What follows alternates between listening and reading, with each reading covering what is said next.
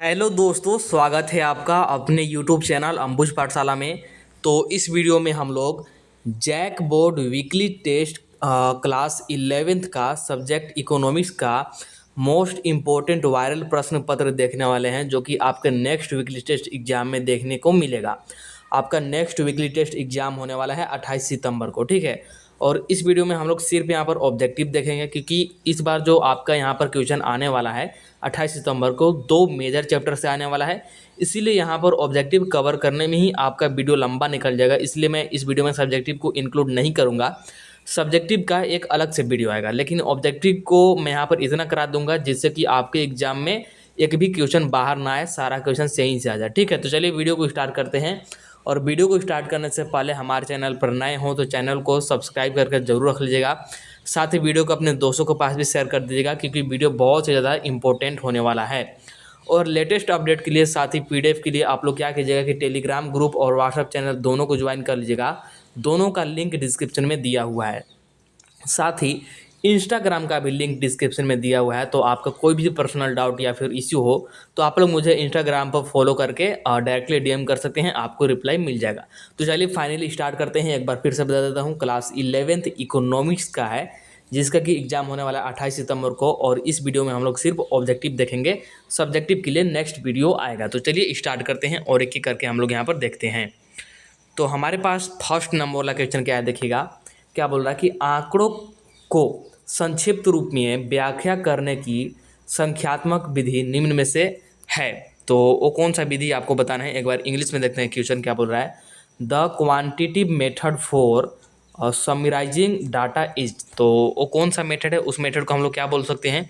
तो right answer हमारे पास क्या जाएगा, राइट आंसर आ जाएगा केंद्रीय प्रवृत्ति की माप। उसको हम लोग क्या बोलते हैं, उसको हम लोग बोलते हैं केंद्रीय प्रवृत्ति की माप, यानी कि ऑप्शन नंबर डी हो जाएगा आपका बिल्कुल करेक्ट, जिसको कि इंग्लिश में बोला जाता है मेजर ऑफ सेंट्रल टेंडेंसी, ठीक है। तो आगे बढ़ते हैं। तो आगे देखिएगा हमारे पास सेकेंड नंबर वाला क्वेश्चन क्या है। प्रतिनिधि या विशिष्ट मान के रूप में आंकड़ों के संक्षेपण का एक तरीका है। तो प्रतिनिधि या फिर विशिष्ट मान के रूप में आंकड़ों को अगर हम लोग संक्षेपण कर रहे हैं तो इसका क्या तरीका होगा, एक तरीका आपसे पूछ रहा है, ठीक है। और भी तरीके होते होंगे, लेकिन यहाँ पर जो ऑप्शन दिए गए इसमें से सिर्फ आपको एक तरीका को चूज करना है जो कि सही होगा। तो इंग्लिश में देखिएगा, one method for summarising data as a representative for a specific value is. तो चार ऑप्शन दिए गए हैं। राइट आंसर की बात करेंगे तो हमारे पास क्या जाएगा, राइट आंसर जाएगा हमारे पास मेजर ऑफ सेंट्रल टेंडेंसी, ठीक है। तो ये इसी को हम लोग बोल सकते हैं, एक मेथड है तो मेजर ऑफ सेंट्रल टेंडेंसी, यानी कि ऑप्शन नंबर सी हो जाएगा बिल्कुल करेक्ट, केंद्रीय प्रवृत्ति की माप, ठीक है। तो प्रतिनिधि या फिर विशिष्ट मान के रूप में हम लोग केंद्रीय प्रवृत्ति की माप जो है एक तरीका है, ठीक है। तो ऑप्शन नंबर सी हो जाएगा करेक्ट। आगे बढ़ते हैं। तो थर्ड नंबर वाला क्वेश्चन देखिए हमारे पास क्या है। औसतों के सांख्यिकीय माप निम्न में से हैं। चार ऑप्शन है, चारों को एक बार देखिए और इंग्लिश में एक बार क्वेश्चन देखते हैं क्या बोल रहा है। The statical measure of average are. तो राइट आंसर की बात करें तो राइट आंसर हमारे पास क्या आ जाएगा, राइट आंसर आ जाएगा हमारे पास उपयुक्त सभी, यानी कि कौन कौन से। तो देखिएगा एक बार सभी को देखते हैं। तो समांतर माध्य भी रहेगा, माध्यिका भी रहेगा, बहुलक भी रहेगा, यानी कि ये तीनों रहेंगे तो उपयुक्त सभी, यानी कि ऑल ऑफ दीज या फिर ऑल ऑफ एबव हो जाएगा राइट आंसर, जिसको कि हम लोग इंग्लिश में बोलते हैं अर्थमेटिक मीन, मीडियन और मोड, यानी कि all of the above. Option number D हो जाएगा बिल्कुल करेक्ट। आगे बढ़ते हैं। तो फोर्थ नंबर वाला क्वेश्चन देखिएगा हमारे पास क्या है। केंद्रीय प्रवृत्ति की माप में सामान्यतः तीन सर्वाधिक प्रचलित औसत हैं। तो कौन से हैं तीनों, ये आपको बताना है। एक बार इंग्लिश में देखते हैं क्वेश्चन क्या बोल रहा है। In the measurement of central tendency generally the three most common average are. तो थ्री मोस्ट कॉमन पूछ रहा है ना, मतलब जो सामान्यता है, ठीक है। तो राइट आंसर की बात करें तो राइट आंसर हमारे पास का राइट आंसर है तीनों यही है, समांतर, माध्य, माध्यिका और बहुलक, यानी कि ऑप्शन नंबर डी हो जाएगा बिल्कुल करेक्ट, जिसको कि हम लोग बोलते हैं अर्थमेटिक मीन, मीडियन और मीडियन, मोड एंड मतलब मोड, ऑल ऑफ दीज हो जाएगा। ऑप्शन नंबर डी हो जाएगा बिल्कुल करेक्ट, ठीक है। इसके बाद नेक्स्ट वन देखिए, जो कि क्या है, नेक्स्ट है हमारे पास ये 5 नंबर वाला क्वेश्चन क्या बोल रहा है। चार परिवारों की मासिक आय रुपए में, ये रुपए में चार परिवारों को मासिक आय दिया गया है 3300, 3600, 4400, 5000, 6300 और 7400। यहाँ परिवारों की औसत आय निम्नांकित है। तो यहाँ पर आपको औसत आय निकालना है, ठीक है, प्रत्येक परिवार का। औसत का मतलब ही होता है प्रत्येक। तो 5 नंबर वाला इंग्लिश में एक बार देखते हैं।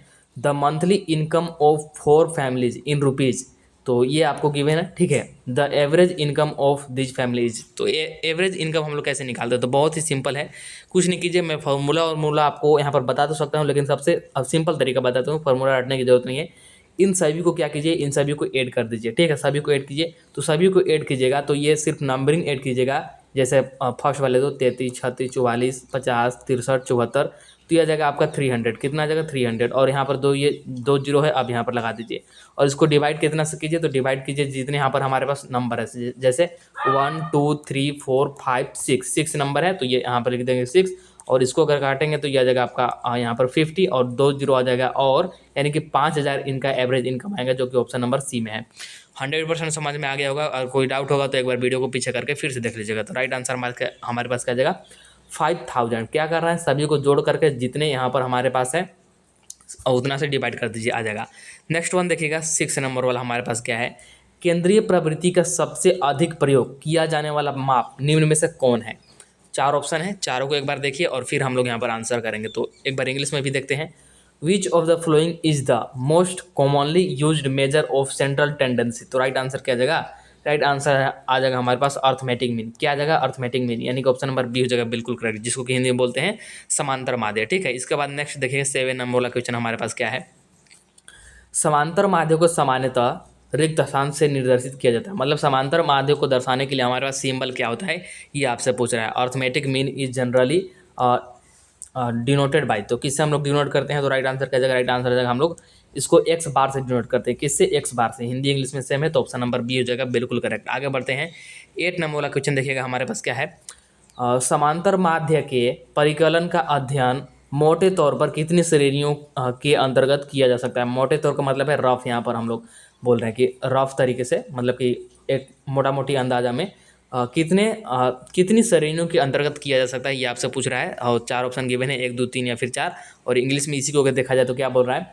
The calculation of arithmetic mean can be broadly studied under how many categories, तो राइट आंसर हमारे पास क्या जाएगा, राइट आंसर जाएगा हमारे पास 2 कैटेगरीज, क्या 2, यानी कि ऑप्शन नंबर बी हो जाएगा बिल्कुल करेक्ट। आगे बढ़ते हैं तो 9th नंबर वाला क्वेश्चन देखिएगा हमारे पास क्या है,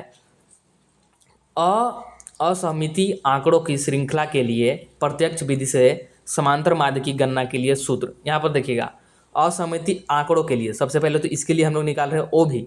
आगे देखिएगा कि श्रृंखला के लिए प्रत्यक्ष विधि, यहाँ पर विधि को भी ध्यान में देना है। सबसे पहले कि असीमित आंकड़ों के लिए, और फिर कौन सा विधि के लिए, तो प्रत्यक्ष विधि के लिए।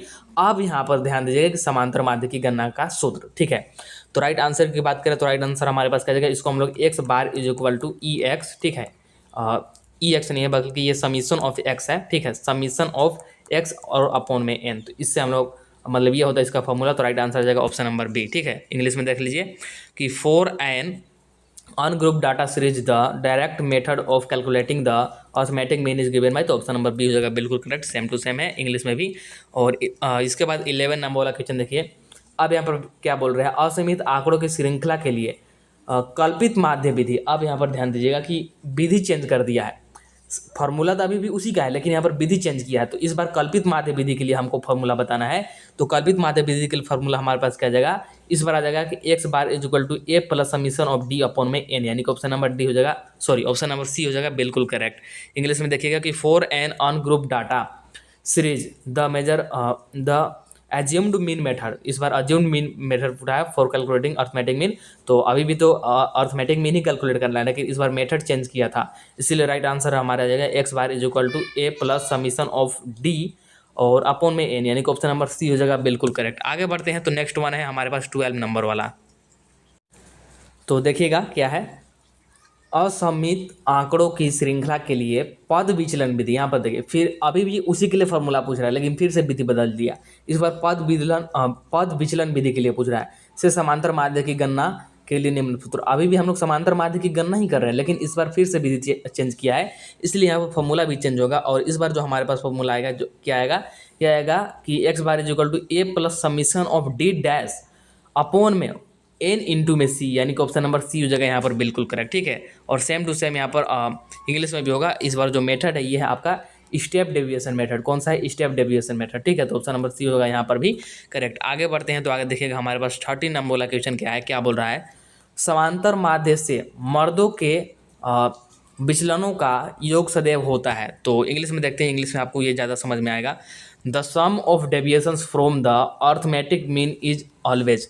तो द सम ऑफ डेविएशन, तो डेविएशन का सम, वो भी किससे, तो from the arithmetic mean is always. तो राइट आंसर हमारे पास क्या जाएगा, राइट आंसर जाएगा हमारे पास क्या होगा, ये हमेशा जीरो होगा। ऑलवेज क्या होगा, ऑलवेज शून्य, यानी कि जीरो होगा। तो ऑप्शन नंबर सी हो जाएगा बिल्कुल करेक्ट, यानी कि ऑप्शन नंबर सी हो जाएगा 13 का करेक्ट। आगे बढ़ते हैं। तो 14 नंबर वाला क्वेश्चन देखिएगा हमारे पास क्या है, शिक्षित व्यक्ति के श्रम कौशल अशिक्षित व्यक्ति की तुलना में होते हैं। तो शिक्षित व्यक्ति का जो श्रम कौशल है अशिक्षित व्यक्ति के कंपेरिजन में क्या होता है, कम होता है, अधिक होता है, ये आपको बताना है। देखिएगा इंग्लिश में, the labour skill of an educated person compared to an uneducated person are. तो राइट आंसर हमारे पास क्या, राइट आंसर आ जाएगा हाइयर, क्या होता है, ज़्यादा होता है। इसके बाद आगे बढ़ते हैं। तो आगे देखिएगा 15 नंबर वाला क्या बोल रहा है कि शिक्षा, तो शिक्षा से क्या होता है, ठीक है। तो राइट आंसर हमारे पास क्या जाएगा, राइट आंसर जाएगा कि शिक्षा से उपार्जन क्षमता, मतलब शिक्षा उपार्जन क्षमता बढ़ाती है, ठीक है। जो शिक्षित है उसका उपार्जन क्षमता बढ़ेगा, साथ ही उत्तम सामाजिक स्थिति और गौरव प्रदान करती है। बिल्कुल सही बात है, आप पढ़े लिखे रहेंगे तो आपको समाज में कैसे रहना है, गौरव के साथ कैसे रहना है, गौरवान्वित कैसे होला, गौरवान्वित कैसे करना है, सभी को ये आपको पता रहेगा। इसके बाद जीवन में बेहतर विकल्पों का चयन करने योग्य बनाती है, कि आपके पास बेटर विकल्प क्या हो सकते हैं, कौन सा विकल्प आपको चूज करना चाहिए, ये आपके पास एजुकेशन रहेगा, नॉलेज रहेगा, तभी चूज कर पाएंगे। तो ऑप्शन नंबर डी हो जाएगा बिल्कुल करेक्ट, यानी कि उपयुक्त सभी, यानी कि ऑल ऑफ दिस। और इंग्लिश में वही है कि एजुकेशन क्या है, तो एजुकेशन से मतलब क्या क्या होता है, तो increases earning capacity, provide superior social status and prestige. इसके बाद है enables better choice making in life. तो ऑल ऑफ द एबव हो जाएगा राइट आंसर हमारे पास। आगे बढ़ते हैं। तो 16 नंबर वाला क्वेश्चन देखिए क्या है, देश शिक्षा के अवसरों के विस्तार की आवश्यकता पर बल देते हैं, क्योंकि यह, तो क्यों बल देते हैं, मतलब कि क्यों प्रेशर देते हैं, तो रीजन क्या है, तो विकास प्रक्रिया को तेज करती है, क्योंकि यह विकास प्रक्रिया को क्या करती है, तेज करती है, यानी कि ऑप्शन नंबर ए हो जाएगा बिल्कुल correct. The country emphasized the need for expanding educational opportunity because it accelerates the development process, यानी कि ऑप्शन नंबर ए हो जाएगा बिल्कुल करेक्ट। आगे बढ़ते हैं। तो आगे देखिएगा हमारे पास 17 नंबर वाला क्वेश्चन क्या है, मानव पूंजी के उदाहरण है। तो मानव पूंजी के उदाहरण कौन कौन से, example of human capital R. तो ह्यूमन कैपिटल का एग्जाम्पल पूछ रहा है। तो राइट आंसर क्या जाएगा, राइट आंसर जाएगा हमारे पास नर्तक, अध्यापक, अभियंता, यानी कि उपयुक्त सभी। राइट आंसर जाएगा ऑप्शन नंबर डी, ठीक है। इंग्लिश में देखिएगा तो क्या है कि examples of human capital R, तो डांसर, टीचर, इंजीनियर्स, ये सभी ह्यूमन कैपिटल है। ह्यूमन कैपिटल मतलब जो कुछ ना कुछ सिखाने के काम करे, ठीक है, एक प्रकार से ऐसा आप लोग समझ लिए। तो ऑप्शन नंबर डी हो जाएगा बिल्कुल करेक्ट, यानी कि all of the above. Next one है 18 नंबर वाला, मानव पूंजी निर्माण के प्रमुख स्रोता क्या है, ठीक है। मानव पूंजी मतलब निर्माण करना है हमको, तो इसका मुख्य स्रोत क्या है, ये आपको बताना है, मेन सोर्स। तो what are the major source या फिर main source of human capital formation. तो राइट आंसर हमारे पास क्या जाएगा, राइट आंसर क्या जाएगा, राइट आंसर हमारे पास आ जाएगा कि इन्वेस्टमेंट इन एजुकेशन, एजुकेशन में इन्वेस्टमेंट, साथ ही हेल्थ में इन्वेस्टमेंट, और वन द जॉब ट्रेनिंग, यानी कि ऑप्शन नंबर डी हो जाएगा बिल्कुल करेक्ट, यानी कि all of the above. Hindi में देख लीजिए कि शिक्षा में निवेश करना होगा, साथ ही स्वास्थ्य में भी, और कार्य के दौरान प्रशिक्षण, जिसको कि बोल सकते हैं आप लोग एक प्रकार से एक्सपीरियंस जिसको बोला जाता है। तो ऑप्शन नंबर डी हो जाएगा आपका बिल्कुल करेक्ट, यानी कि उपयुक्त सभी। इसके बाद 19 नंबर वाला क्वेश्चन देखिए हमारे पास क्या है, मानव पूंजी है। तो मानव पूंजी क्या है ये आपको बताना है। ह्यूमन कैपिटल इज, तो ह्यूमन कैपिटल क्या है, राइट आंसर की बात करें तो राइट आंसर हमारे पास क्या आ जाएगा, राइट आंसर आ जाएगा हमारे पास श्रमिक तथा उद्यमी दोनों, यानी कि ऑप्शन नंबर सी हो जाएगा बिल्कुल करेक्ट। मतलब कि बोथ वर्कर्स एंड इंटरप्रेन्योर्स, यानी कि ऑप्शन नंबर सी हो जाएगा बिल्कुल करेक्ट। इसके बाद देखिए नेक्स्ट वन 20 नंबर वाला क्वेश्चन हमारे पास क्या है, मानव पूंजी में सम्मिलित होते हैं। तो मानव पूंजी में क्या क्या सम्मिलित होता है, क्या बोल रहा है कि ह्यूमन कैपिटल्स इंक्लूड्स, यानी कि ह्यूमन कैपिटल क्या क्या इंक्लूड करता है। तो राइट आंसर क्या जाएगा, राइट आंसर जाएगा शिक्षा, व्यावसायिक कौशल, स्वास्थ्य, उपयुक्त सभी, ठीक है। इंग्लिश में यही कहा जाएगा कि एजुकेशन, वोकेशनल स्किल, जो भी अदर आपके स्किल होंगे, हेल्थ, और इसीलिए राइट आंसर जाएगा ऑप्शन नंबर डी, यानी कि all of the above. Next one है 21 नंबर वाला क्या है, एक स्वस्थ श्रम की तुलना में एक बीमार श्रम की क्या होगा यहाँ पर, मतलब उत्पादकता कम होगी, आय कम होगी, आर्थिक विकास में योगदान कम रहेगा। राइट आंसर की बात करें तो राइट आंसर हमारे पास क्या जाएगा, राइट आंसर आ जाएगा उपयुक्त सभी। मतलब कि उत्पादकता भी कम होगी, आय भी कम होगी, आर्थिक विकास में योगदान भी कम होगा, तो उपयुक्त सभी, यानी कि ऑप्शन नंबर डी हो जाएगा बिल्कुल करेक्ट, ठीक है। इंग्लिश में देखेंगे तो क्या है कि compare to a healthy worker sick worker, जिसको हम लोग अनहेल्दी भी बोल सकते हैं। तो राइट आंसर क्या जगह, राइट आंसर जगह ऑप्शन नंबर डी, यानी कि productivity will be lower, income will be lower, contribution to economic development will be lower. तो ऑप्शन नंबर डी हो जाएगा बिल्कुल करेक्ट। इसके बाद देखिए 22 नंबर वाला हमारे पास क्या है, सामाजिक आयुर्विज्ञान का अर्थ है। तो सामाजिक आयुर्विज्ञान का क्या मतलब है, ये आपसे पूछा जाएगा। तो राइट आंसर का जगह कि स्वास्थ्य संबंधी साक्षरता या ज्ञान का प्रसार। तो ऑप्शन नंबर सी हो जाएगा। सामाजिक आयुर्विज्ञान का यही मतलब है कि आपको हेल्थ का नॉलेज होना चाहिए वगैरह, ठीक है। इंग्लिश में ये है कि सोशल मेडिसिन मीन, तो सोशल मेडिसिन का क्या मतलब है। तो राइट आंसर हमारे पास क्या जगह कि डिससेमिनेशन of health literacy of knowledge, यानी कि ऑप्शन नंबर सी हो जाएगा बिल्कुल करेक्ट, ठीक है 22 का। इसके बाद आगे बढ़ते हैं, तो सेकेंड लास्ट है हमारे पास जो कि 23 टीकाकरण है। तो टीकाकरण क्या है, वैक्सीनेशन क्या है। तो वैक्सीनेशन आप लोग जानते होंगे, आपको कोरोना काल में कोरोना के समय वैक्सीन पढ़ा भी होगा। तो ये क्या है, तो प्रतिरक्षी आयुर्विज्ञान है, ठीक है। तो ये मतलब प्रतिरक्षा के रूप में कार्य करता है। तो ऑप्शन नंबर ए हो जाएगा बिल्कुल करेक्ट, जिसको कि बोलते हैं इम्यूनोलॉजिकल मेडिसिन, यानी कि ऑप्शन नंबर ए हो जाएगा बिल्कुल करेक्ट, ठीक है। ये जैसे हमारे शरीर में इम्यून होते हैं ना, उसी तरह से ये होता है, लेकिन ये हमारे शरीर में नहीं होता बल्कि बाहर से दिया जाता है, ठीक है। तो इसके बाद है हमारा लास्ट वन जो कि है 24 नंबर वाला। जैसे कि मैंने आपको बताया था कि दो मेजर चैप्टर से इस बार आपके आ रहे हैं क्वेश्चन, इसीलिए ऑब्जेक्टिव और सब्जेक्टिव एक में कवर कर पाना थोड़ा सा मतलब वीडियो लंबा हो जाता। तो आप लोग लंबा वीडियो देखेंगे नहीं, मुझे पता है, क्योंकि आप लोग ज़्यादा लंबा वीडियो देखते नहीं हैं। तो इसीलिए मैं इसको 2 पार्ट में कर दूंगा। इसमें आपको यहाँ पर ऑब्जेक्टिव बता दे रहा हूँ, और ये ऑब्जेक्टिव का हमारा लास्ट क्वेश्चन है, और इसके बाद मैं सब्जेक्टिव का एक अलग से ला दूँगा। तो जितने भी स्टूडेंट वीडियो देख रहे हैं, सभी एक बार सब्जेक्टिव क्वेश्चन के लिए कमेंट जरूर कीजिएगा, तो मैं जल्द से जल्द ला दूंगा, ठीक है। तो देखिए क्या है 24 नंबर वाला, कार्य के दौरान प्रशिक्षण से श्रम की उत्पादकता में रिक्त स्थान होती है। तो क्या होता है, वृद्धि होगा, कमी होगा, स्थिर होगा, अपरिवर्तित रहेगा। तो राइट आंसर क्या जगह वृद्धि होगा, क्या होगा वृद्धि। तो इंग्लिश में देखिएगा, ऑन द जॉब ट्रेनिंग, जिसको कि हम लोग बोल सकते हैं experience, lead to be an increase in worker productivity by तो ग्रोथ, यानी कि ऑप्शन नंबर ए हो जाएगा बिल्कुल करेक्ट। तो ऑब्जेक्टिव वाले यहाँ पर कंप्लीट होते हैं, इतना ऑब्जेक्टिव काफ़ी है, क्योंकि 2 लॉन्ग चैप्टर थे, इसलिए यहाँ पर थोड़ा सा ज़्यादा ऑब्जेक्टिव क्वेश्चन बन गए। तो इससे बाहर क्वेश्चंस आपका नहीं आएगा, इसीलिए मैंने यहाँ पर इतना बता दिया। इसके बाद आपको सब्जेक्टिव बता दूंगा एक अलग वीडियो में। कमेंट सभी स्टूडेंट करेंगे, जितने स्टूडेंट यहाँ पर देख रहे हैं, और वीडियो को लाइक जरूर कर देंगे और चैनल को सब्सक्राइब करके रख लेंगे। चलिए मिलते हैं नेक्स्ट वीडियो में, तब तक के लिए ta-ta bye bye, see you in the next video.